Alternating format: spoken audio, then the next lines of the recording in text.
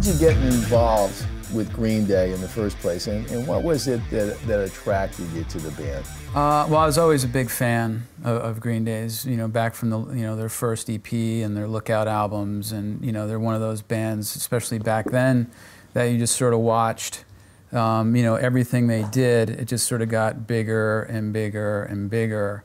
From 200 seats to 500 seats to 1,000 seats to doing that first big tour they opened for Bad Religion, and that then they got signed to Warner Brothers and sort of got then Dookie happened.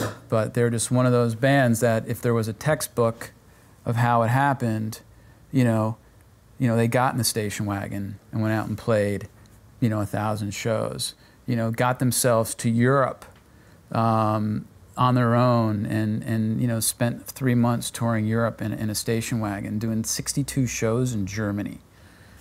And they booked that all themselves. And that's why when you see new bands today, and I always say to new bands, like, if you're waiting for someone to help you, just go home and get a job. I think, folks, we'll make sure when we cut that up, we just keep repeating. That's great advice, folks. I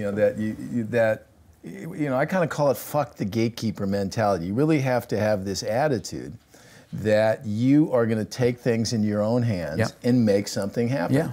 And I think so many artists have this kind of romantic notion of it, that somehow I'll do my thing and that people will find me. But in general, nothing could be further from the truth. Correct.